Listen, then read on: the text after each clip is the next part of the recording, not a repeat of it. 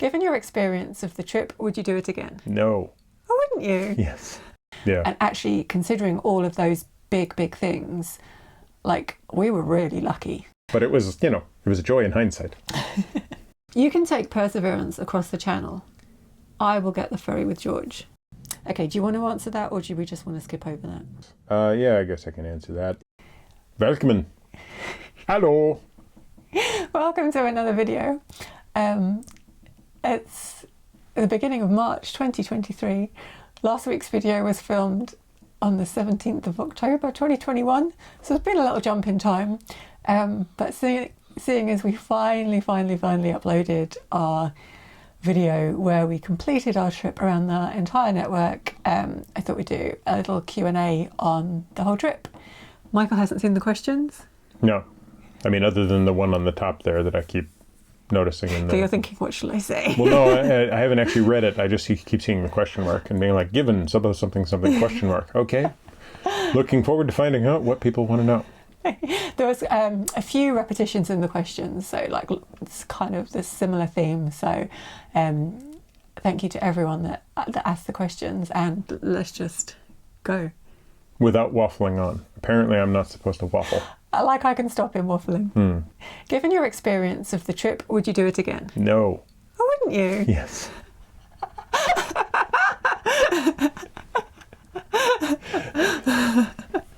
Yes, I'd do the trip again. I'd probably select a slightly different pathway through the whole thing. Oh, that was another question. Oh, I'm sure we'll get to it. What is the next question? What route changes would you make to enjoy it better? Right. Well, so that's the... we did quite a bit of doubling back and kind of squirreling around everything. What I would probably do, given that we were in Pierford, is override objections about tidal rivers and everything, where there's all this like, oh, it's just... that was just the Severn. No, it wasn't just the Severn. It was the Thames from Teddington. It was like we couldn't go through Teddington. That first time. Yeah, but see... Because we'd had the boat a month. Right, but I would completely override that now, and I'd be like, okay, Pierford over to Teddington, then through Teddington down and a left-hand turn at the junction there. Not all the way into London, but into... and then up the Grand Union. Then up the Grand Union, that time over into London. Right. And then back through. Back up, and then, yeah, like, because basically I think the whole London route, I would do the London route first, then come back out, then do the Oxford and everything, and leave Slough for the final part. Yeah, where we ended up anyway. I think given the complexity of the network, it would be good if you or someone could write a program that was like, to go everywhere, to hit everything, this is the optimal route to avoid like duplication. Yeah, I mean the practical reality of that, the program's not that hard to write. Right. I mean, okay, it's not that easy to write because like I would need to have an accurate open source data source that gave me, you know, like the actual route with all of its lengths properly accommodated, and it would need to be updated to reflect, you know, what was happening with stoppages. And what you would need is something that is like the actual target is the optimum route around the entire system, given these constraints. Right. And it would have to be updating, because if it's a 3 or 4 year trip and the stoppages are changing, you'd have to update the path. Right. So it's not as simple as it sounds. It's not actually a complicated programming problem. It's, you know, it's just a route search algorithm, but basically your problem is being able to keep the data source up to date and be able to say, you know, given that I'm starting here, what's my optimum route, and giving these things that occur along the way, what are my optimum changes. And when, like, if there's a stoppage that's for like 3 weeks, you can just wait that out. But like there were stoppages like the Middlewich that was like a year, and then the one on the Calder and Hebble, I think it's the Figure of 3 locks, they were out for a year. Yeah. And actually, considering all of those big things, like, we were really lucky. Yeah. I mean, that's the thing. Like we got considering lucky with our routes. We, you know, the Weaver effectively got cut off because of the breakdown of the Anderton boat lift. And same with, like, there are pinch point tunnels, which if they go out of action, you're not going that way. That's what I mean about the constraint. And it's just quite nice to be like, this year, which way should we go? Like, like you don't know until you do it. And honestly, doing things twice was never really a problem. Like even when we did like the Huddersfield, I loved the Huddersfield Narrow Canal, and we did that twice. Yeah. And it was a joy both times. Well, looking back at the time, I'm like, was it a joy? I mean, it was a joy afterwards. Oh, I remember. It was a slog. Actually, looking back at the time, the first time we did it in a real rush because we had to get past stoppages. Yeah. And it was exhausting. There's a lot of lots. We were so tired. But it was, it was a joy in hindsight. When I watch the videos back, I forget the pain. Okay, next question. What areas were your favourites, spots or whole canals, and what would you love to visit again? All right. Okay. My favourites were, going underneath Tower Bridge is like a massive highlight. Crossing the Wash, Pontcysista, these are all like big highlight days. Yeah. But my favorite regions would be the Ouse and the Nene and the Cambridge backs, or not the backs, the Cambridge loads. The Pocklington was really beautiful. Yeah, I wish we'd stopped and hung out there a bit. Yeah. The Pocklington was really nice. You liked the whole of the Yorkshire area, didn't you? Oh yeah, yeah. I mean, like. Okay, I didn't know this being an American, but like my favorite part of the country would be Yorkshire. That'll make my dad really happy.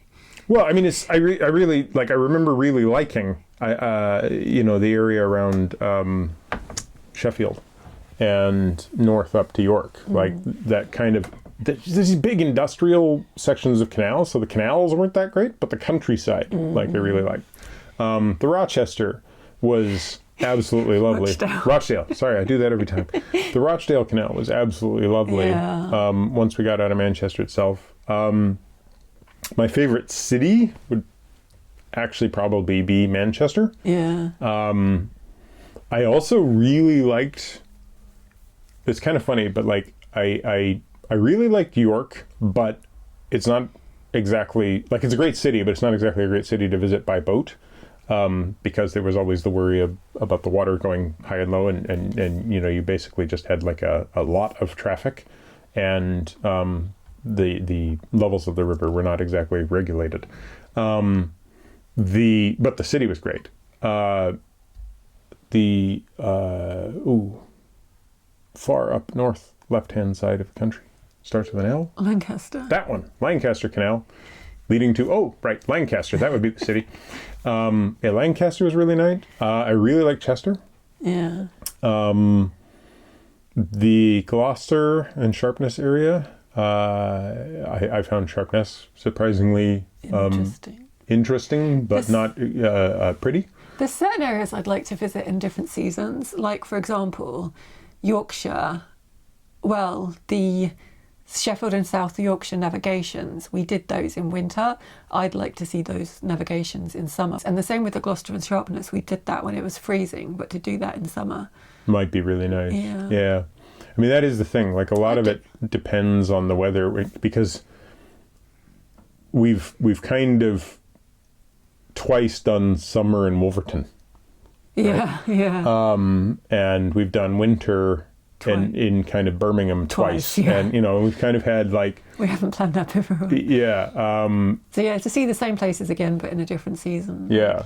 I mean, like, I really like the Birmingham Canal network in winter when there's nobody moving. Yeah. That's actually really pleasant, but it's also the only way we've experienced the Birmingham Canal system. So yeah. So yeah, in answer to the question, what were your favorites? There's a lot of them. Like, I really remember loving the Ashby. That's such a long time ago. I really remember, like, for instance, Coventry as a canal was nothing particularly special. Yeah. But I liked being in Coventry Basin and getting to wander around and see Coventry. Yeah, that's the thing. Like, any of these cities that you can just take your home into, like especially London. Like when we were in the Paddington Basin, you just step off your boat and then you can go and do your sightseeing or whatever it is like. And then return back to your home. Yeah, it's like I actually really I liked London by boat. When we I wouldn't do it again. No. Okay, so which location surprised you the most? Good, bad, whatever, and why? Any big surprises? There weren't a lot of surprises because I think we'd watched videos ahead of time and we sort of knew from others what most places would be. I think I learned to be surprised by places because, like we've always said this, but quite often on pretty much every waterway, we'd meet people, or people would say to us online, "Oh, don't go there. It's dangerous. It's rough. People are dodgy." Mm-hmm. And we learned very early on just not to listen to that, because if we had listened to that, we wouldn't have gone to half the places. And just because someone else had a bad experience of a place didn't mean we were going to have a bad experience of it, and vice versa. Yeah, like our only bad experience of the entire system, really, well, we had a couple of bad experiences, but the only unpleasant experiences about the entire system have been ones that involved just luck of the draw, running into people who were not nice. So, for example, we were in Retford for like months, like 3 months, I want to say. I can't even remember. Yeah. And so we were moored in the town centre for 3 months, and one night someone untied our lines, which was annoying because it was, right early on in COVID, and that's it was dangerous thing. And stupid and moronic. So if we'd had one night in COVID, if we'd had one night in Retford and that had happened, we could be like, "Oh, Retford's terrible, never more there." But we had one night in 90 when something bad happened. So yeah, and for like 80 of those nights, it was quiet. The people of Retford were great, and the area was actually a surprisingly good place to suddenly find yourself in the middle of a pandemic lockdown. Yeah. So I think I learnt to let myself be surprised by places, like good or bad, and definitely not to listen to. Because a lot of what I was going to point out is like our one kind of, we make a joke about it, negative experience that we sort of reflect on as Walsall, but it's like that was bad timing, because we just happened to be there at the point at which it was school holidays, and there just happened to be one little group of bored boys, and if that one little group of bored boys hadn't been there on that one day, everybody else was super pleasant, and Walsall was a nice little town to visit. But it's so easy not to remember the museum you went to and the 10 really lovely conversations that you had with strangers. Yeah. And focus on the and that museum, like there was an art museum that's right there, that's like directly accessible to you if you're on the boat, and it was beautiful. So we've tried to be really careful and not like play up these bad experiences, which there is obviously a temptation to do because it makes a good YouTube title and thumbnail, and we've tried to be honest about them. But if we're suddenly like, "Oh, Walsall's really bad," then we don't want to put other people off going there, because what the basin actually needs is lots of boats going there. I don't want to dwell too much on the next question because we've kind of touched on it already. Yeah, we've been waffling. What cities or places would you have liked to have stayed longer, and why? What canals are the most conveniently located to short walk to the city, grocery stores, medical and laundry facilities? And just going on that bit, I would say literally everywhere. Like every city you go to, it is convenient. No city or even moderately sized town doesn't have convenience, grocery, and usually laundry. And the places you'd like to have stayed longer, you said Potlington. There's probably lots of little places. Oh yeah, I would have happily have spent more time in Chester. I would have happily have spent more time in Sheffield, exploring Sheffield. It's not just the mooring times, it's just once we'd been somewhere for a week or 2 weeks, we were keen just to carry on with the journey. Yeah. We didn't want to get stuck. No, but there's places that we could go back to, especially Leeds springs to mind, because that was quite soon after opening up after lockdown, so you couldn't go to the museums, and there were places where you couldn't visit the things you wanted to do because you couldn't get to them. So and I would have those, to me, it's the ones that stand out are Sheffield was much more pretty and interesting of a city than I had expected from descriptions. It had things like the video game museum that were just sort of odd but interesting. Also, the very large amount of Eritrean food. The same thing with Leeds, and yeah, definitely like Chester, Lincoln springs to mind. I can't even remember Lincoln. Oh yeah, The beautiful cathedral and the crazy hill. Yeah, literally. Yeah, everywhere, there's like, really, it's literally everywhere. There's just so much to this country in terms of odd little contributions of history, right? Where it's like, oh, you know, here you are sitting in a place where there's a World War II aerodrome, there's a you know, Victorian era train station, and then just a little ways over that way is a, you know, Norman conquest battle site. Like, that is not something that you can do in a lot of the world. And so if you've got an interest in culture, history, architecture, that sort of thing, like, the cities of this country are great. You know, except for Walsall. I'd love to spend more time in Bristol, Bath, you know. So yeah, if you want to really explore places, instead of a 4.5 year journey, well, actually Do like 8. probably less because of COVID, but yeah, you'd need 8 years. Okay, this is a quick fire question. Don't read it. Yeah. Are there any, because there's just one that springs to mind, are there any places on the network that you made a great effort to get to, but were very disappointed when you got there? Which one are you thinking? The end of the Slough Arm. Oh, the end of the Slough Arm. Yeah. I was going to go there anyway, but Sharpness itself was about the bleakest place I remember visiting on the whole system. But it was interesting. It was interesting, but it was just so Bleak. passed by economic history and everything. Because there's so much of a story of the Great Divide in England. Even as you get out into places which have historically been, you know, thriving in the past, but have now, you know, they've gone through their years of kind of decline. There is work going on there. Yeah. There's investment being made. There's community. There's community. There's, you know, then you get to Sharpness and it was just like, oh, wow, this place feels like it's been bypassed by time. And yet it also, you know, has a charm. It has a charm to it. Yeah, it's just a charm that looks like it could use a little attention and some buffing. But yeah, like most places that we made an effort to get to, we then carried on. Like even Boston, we carried on. Even Gaul, we carried on. Like we didn't turn around and go back. So there was very few places that were disappointed and then had to turn around. Yeah. No, I didn't. Just really the end of the Slough. I said that was a quick fire question. It wasn't a quick fire answer. Yeah. Waffling. Okay, what route would you recommend for beginners who may be looking to try narrowboating with a hire boat for a week, 2 weeks or a month? Now, I would say it depends what you're looking for. Yeah.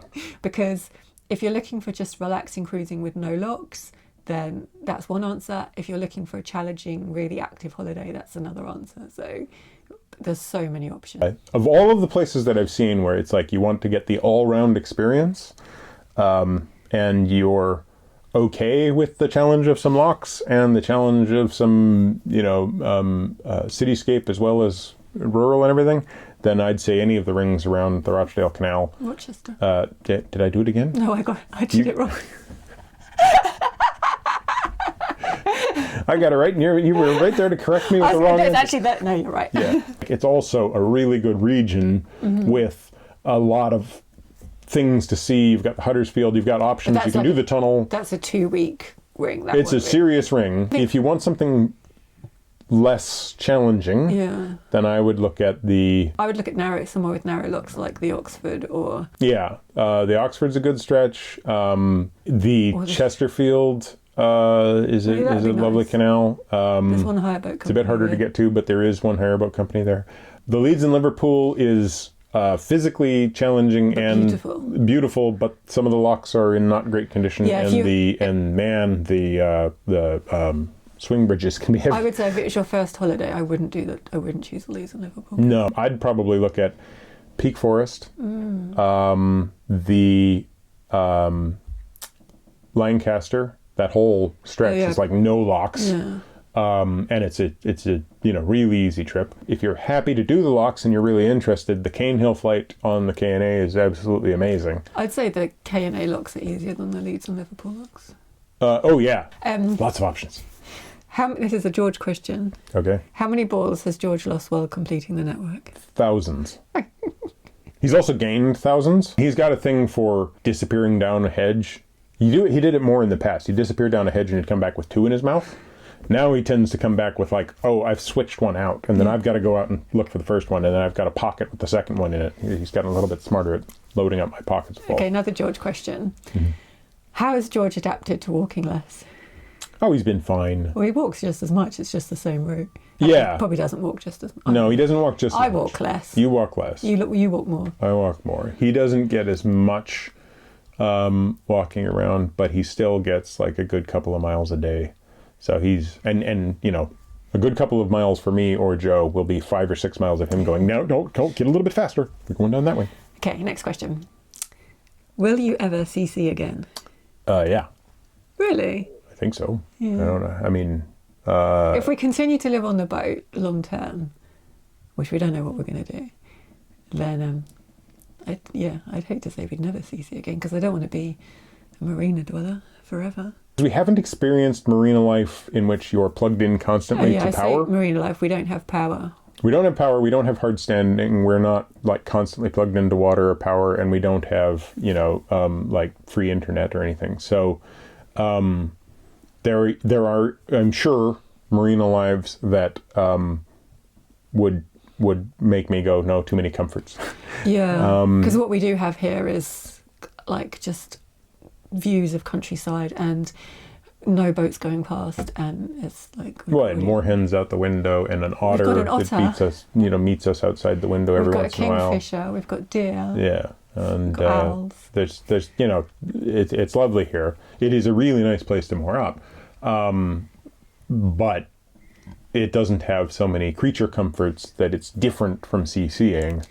Yeah. Except for we're not moving. When we were CCing before, there was this quest to go everywhere. If we CC'd again, I don't know how you do it when it's like, should we turn left or right? Like, well, that's where you go to the throw a stick in the air. Throw a windlass in the air. But even if you do see what it lands on. Like, because before we moved on the boat, I was like, oh, we'll just wake up and say, should we go today or should we not? That never ever happened. And I don't know how you make that happen, because there's always, oh, we need to get a train to go here for this, or like life still is happening. Yeah. I mean, my guess is I'd do a quest again. It's just a different quest. Okay. It'd be like every city in alphabetical order. Okay. Why not? Okay. Are you planning to visit the canals which aren't connected to the network? Yes, if possible, with the caveat that I don't have a canoe. And I don't really have any interest in visiting a canal in which I can't get on it. Yeah. So if I had like a folding canoe or kayak or something, like one of the nice expensive Swedish ones that weigh nothing and can be like deployed by one person and you jump in, I do not want an inflatable boat. Yeah, no, but like a proper kayak or something that I could backpack up and we could get into a car and go, and the two of us could get in the water and We talk about this kind of stuff all the time, like what would it look like to have a van and go around the coast of England and come in and visit all the other things. Yeah. But we haven't got like solid plans of. No, and I've got other things that I want to do as well, like. Canals are fascinating. I'm glad to have explored this part of history here. It would be neat to do the Irish canals. I would love to do the Scottish canals. Okay. I would love to do Europe. Jumping ahead. I'm jumping ahead. We talk about this stuff all the time. We don't just talk about what we want to do in this country. We talk about like bigger travel plans in Europe and the world. Yeah. Anyway, yeah, I've enjoyed your. I want to see everywhere. Afghanistan would be lovely. I've enjoyed your he's serious. I've enjoyed your videos and can't wait for more. Are you going to take Perseverance across the channel to try out the canals in Europe? Yeah. If and when she tells me it's okay for me to take Perseverance across the channel, I'll go. No solid plans, but we don't know what's coming, really. So yeah, maybe. I am pretty certain she's not going to tell me that it's time to beach in Normandy, but if she ever does, you can take Perseverance across the channel. I will get the ferry with George. Yeah, heard it here. we will have insurance in place so that when my boat sinks, my home sinks, I have somewhere to live. Pretty sure I can get it across. Anyway. Okay. The problem, the fundamental problem, by the way, and the actual reason why this is more of a fantasy than a reality, is that Brexit broke the ability for us to take a boat from England to France, etc., for that sort of long-term period. Like the import tax on moving it there is absolutely insane. Would it be better to buy a boat over there? Yeah, and then you'd have to own it over there, but then we'd have to be over there only a couple of months at a time due to visas, because visas are a thing now. Why are visas a thing? Because people think that bananas need to be different shapes. Okay, next. Are you anxiously awaiting more of the network to open, or have you had enough? Not anxiously waiting for it to open. Doesn't happen that fast. Doesn't happen that fast. Would love. I mean, somebody opens up a canal, I'll go to it. Because I've heard, I might be wrong here, but I've heard bits of the Montgomery are opening, and so you can go a bit further than we went, but that's a long way to go from Cambridge to get an extra 20 feet. Yeah, but if we happen to go up there, then amazing. Okay, do you want to answer that, or do we just want to skip over that? Why the weight loss? Yeah, I guess I can answer that. Just because I get asked so many times. So I went to a doctor because I started having some symptoms of sleep apnea. I have a family that has some experience with sleep apnea, and there is a lot of recent research that seems to indicate that sleep apnea is like bellwether, and not necessarily the cause of a lot of other problems, but sort of associated with a lot of other problems that I was hoping and am hoping to avoid long term. By the time that I actually got into a specialist and they ran the test on me, the test is not a big deal. Like you wear this sort of finger sensor overnight, and you have to get data, and then they have to analyze the data. And I just had a waiting game between doing the test and getting the results. But in going in to do the test, the doctor that was there did weigh me and gave me back a don't know if you have apnea, that takes the test, but if you have apnea and you are this body mass, this will happen. And he gave me sort of a reading list of recent things to check, and a kind of, for lack of a better term, come to Jesus moment, saying that if I didn't do something very serious with my weight, then within the next 5 years I was going to see like a very specific progressive decline, and I decided that that wasn't a good idea. Yeah, fundamentally it was just one of those things where there was a health impact upcoming.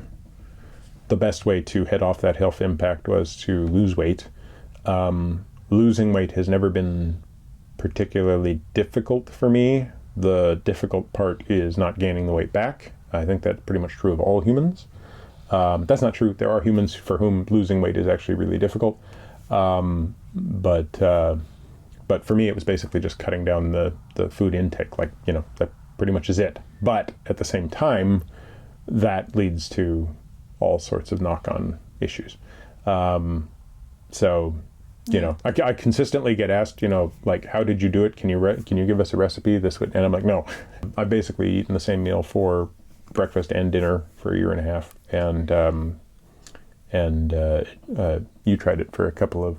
I do it. I eat it most dinners. You eat it fairly often, but yeah, it's you basically have to decide that this is the plan and I'm acting on the plan. And you don't deviate from it. You don't deviate. Or if you do deviate from it, you do it only after you've gotten to a very constrained place, and then you deviate in extremely small ways. And you don't make a habit of deviating.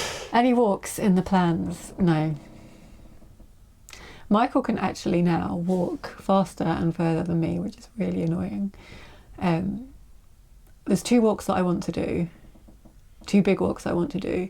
I want to do the coast to coast from, I've forgotten the name of the place it starts. Begins with a B. It's on the west coast and it finishes in Robin Hood Bay. If I do it, Michael wants to come with me, so because he regrets not doing the West Highland Way. Yeah, I wouldn't mind doing that one if you want to do that again. But it's all money, because it probably takes 3 weeks to do the coast to coast, and you'll probably need a bed and breakfast or a campsite. So it's like that's a lot of hotels to pay for. Yeah, I suppose we could make videos out of them. Not to pay for that. Not enough to pay for them ahead of time. No, that's for sure. So that's the big one I want to do next. And the other one I've always, well, I say always, for the last like 10 years, I want to do the Camino del Santiago. Yeah, that's what I was going to say. Is it that? So what is it called? The Camino del... The Way of St. James, or the Camino. Yeah, Camino del... La Camino. El Camino. Anyway. And that's probably, well, you can start it wherever you want, really. So you can start it in England, I think. Yeah. And that's like the ultimate walk I want to do, but that probably won't happen anytime soon just because of logistics. And George. Yeah, I wasn't going to say that, but yeah, George. Yeah. George, he loves walking, but he doesn't want to travel that much, and he doesn't want to go. Wouldn't do the coast to coast with him either. I could see maybe doing the Scottish one. It's just hotels, finding hotels for him. Yeah, that's the hard part. But I really enjoyed the West Highland Way. I loved it so much, and I was like so much fitter then. Like I got to the end and I could have done it again. Like I don't think I could do one day of it now. But you built up really quickly. Yeah, well, I'd have to build up again. I could see, I could see doing them now that one of the advantages of the changes over the last couple of years is that my foot doesn't hurt nearly as much. Yeah. In fact, usually it doesn't hurt at all. So. Okay, this next question takes a bit of a turn. Okay. How are you disposing of your compost waste nowadays? Compost waste. Compost toilet waste nowadays. Well, we have a mooring, so we have a hot bin, basically. Yeah, we have a compost plan and a bin, and we have a rotation, and it is not...